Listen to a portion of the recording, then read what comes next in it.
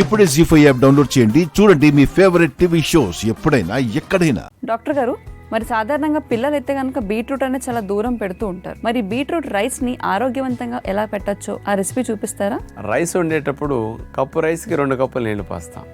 అలా కాకుండా beetroot rice అసలు ఉప్పు లేని లోటు లేకుండా బ్రహ్మాండంగా టేస్టీగా ఉండే ఐటమ్. అందుకని అలాంటి బీట్రూట్ రైస్ ఈరోజు స్పెషల్గా చూపిస్తాను. బీట్రూట్ రైస్ తయారు చేయడానికి కావాల్సిన పదార్థాలు: బాసుమతి బియ్యం 1 కప్, కొబ్బరి పాలు 1 కప్, టమోటా రసం 1 కప్, బీట్రూట్ తురుము 1 కప్, బీట్రూట్ ముక్కలు 1/2 కప్, పుదీనా ఆకు 1/2 కప్, అల్లము తురుము 1 టేబుల్ స్పూన్, సాహీ జీరా 1 table spoon, lemon juice 1 table spoon, biryani ఆకులు 2, దాల్చిన చెక్క చిన్న ముక్క 1, యాలకులు 2, లవంగాలు 3, కొత్తిమీర కొద్దిగా. ముందుగా అన్నం వండుకునే ఒక పాత్రను మనం పెట్టేసాం. అందులో మేగడ వేసేసి అందులో లవంగాలు, యాలకులు, దాల్చిన చెక్క ముక్క, బిర్యానీ ఆకు, సాయి జీరా, అల్లము తురుము, పుదీనా ఎక్కువ వేయాలి. మేగడ తాలింపులో ఇవన్నీ మెల్లగా వేగనివ్వాలి. వేగిన తర్వాత బీట్రూట్ ముక్కల్ని ఇందులో వేసేస్తాం. కొద్దిగా వేడెక్కిన తర్వాత నీళ్ళల్లో కడిగేసుకున్న బాసుమతి బియ్యం కూడా అన్పాలిష్డ్ దొరుకుతాయి మార్కెట్లో. అలాంటి వండుకుంటే ఇంకా కమ్మగా అనిపిస్తాయి, పోషకాలు కూడా బాగా ఉంటాయి. కడిగేసిన వాటిని తీసుకుని వేసేసాం. ఈ బాసుమతి బియ్యం 1 కప్ ఉడకటానికి 2 కప్పులు నీళ్లు పోసే బదులు 1 కప్పు టమోటా రసం, 1 కప్పు కొబ్బరి పాలు పోసి ఇక మూత పెట్టేసి బాసుమతి బియ్యం ముద్ద కాకుండా పొడి పొడిగా ఉడకనివ్వాలి. ఇక అది ఉడికేలో పక్కనే ఒక చిన్న నాన్ స్టిక్ పాత్ర తీసుకుని బీట్రూట్ ని తురిమాం. ఈ తురుము కొద్దిగా మేగడ వేసి దోరగా వేగనివ్వాలి.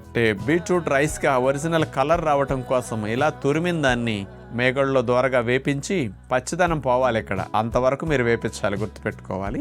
అలా వేగిన దాన్ని ఇక బీట్రూట్ రైస్ ఉడికి పొడి పొడిలాడుతూ సిద్ధంగా ఉంది కదా, అందులో లెమన్ జ్యూస్ కొద్దిగా వేసేసి బ్లాక్ పెప్పర్, మిరియాల పొడి చల్లేసుకుంటాం. ఈ బీట్రూట్ తురుముని పైన మనం కలిపేస్తాం. పైన జీడిపప్పు ముక్కలు, డ్రెస్సింగ్, కొత్తిమీర వేసేసి మూత పెట్టేసి ఒక 5 మినిట్స్ ఉంచి బీట్రూట్ రైస్ సిద్ధమైంది. వేడివేడిగా ఉండాలని మాత్రం మీరు గుర్తుపెట్టుకోవాలి. తినేటప్పుడు చల్లారిపోతే ఉప్పులేని లోటు తెలుస్తాయి. రక్తనాళాలన్నీ వ్యాకోచింప చేయడానికి, బీపీ తగ్గడానికి నైట్రిక్ ఆక్సైడ్ ఎక్కువ అవసరం. అది బీట్రూట్ వాడినప్పుడు బాగా వస్తుంది అనమాట. అందుకని న్యాచురోపతి పద్ధతిలో దుంప అని పక్కన పడేయకుండా వీటిని ఎంత వాడుకున్నా నష్టం ఉండదు, లాభాలు బాగా ఉంటాయి. చూసారు కదండి, డాక్టర్ గారు చూపించిన విధానంలో గనక ఈ రెసిపీని మనం ఫాలో అయ్యి బీట్రూట్ను ఉపయోగించి రైస్ తయారు చేసుకోగలిగితే కనుక బీట్రూట్ ఫ్రై లేదంటే బీట్రూట్ కర్రీ పిల్లలు తినను అని మారం చేస్తే వాళ్ళకి ఈ రైస్ రెసిపీని పెట్టచ్చు. ఇలా చేసుకోవడం వల్ల బీట్రూట్లో ఉండే పోషకాలు కూడా పోకుండా ఉంటాయి. కాబట్టి ఈ రెసిపీని ప్రయత్నించి చూడండి. ముందుగా డాక్టర్ గారు, వెన్నుపాములో ఉన్న ప్రతి పూస అన్నది మనకి ఎలా పనిచేస్తూ ఉంటుంది, దాని పనితీరు ఎలా ఉంటుంది? ఈ వెన్నుపూసలు, బాడీలో ఎముకలు ఇవన్నీ కాల్షియంతో తయారవుతుంటాయి, ఫాస్ఫరస్తో. మరి కాల్షియం, ఫాస్ఫరస్ 2 బాగా అందాలి, ఈ 2 బాగా ఒంటికి చేరాలి అంటే విటమిన్ డి కావాలి. విటమిన్ డి లోపం ఉందనుకోండి, మనం తీసుకున్న ఆహారంలో ఉండే కాల్షియం దొడ్లోకి వెళ్ళిపోతూ ఉంటుంది అనమాట. వెన్నుపాము స్ట్రక్చర్ అంతా బాగుండాలంటే ఫస్ట్ విటమిన్ డి. కానీ విటమిన్ డి లోపం ఉందా లేదా చెకప్ చేయించుకోవటం. లోపం ఉంటే కాస్త ఎండలన్నా 10 కాడి నుంచి 1 గంటలోపు ఎండలో ఒక అరగంట గంట తగిలేటట్టు శ్రద్ధ తీసుకోవటం. అలా కుదరదంటే విటమిన్ డి టాబ్లెట్లన్నా తప్పనిసరిగా తీసుకోవటం. ఈ 2 మంచి సోర్సులు అనమాట. ఎవరికైనా పల్లెటూరులో నాటావు ఉందనుకోండి, ఆవులు ఎక్కువ ఉంటాయి, నాటావు జున్ను పాలు వారానికి 2 సార్లు అన్నా వాడుకున్నా, 3 సార్లు వాడినా ఇక విటమిన్ డి పుష్కలంగా వచ్చేస్తుంది. కాల్షియం కోసం రోజు ఆకుకూరలు ఎక్కువ తినాలి, రోజు నువ్వులుండ కొంచెం 1 వాడుకోవాలి.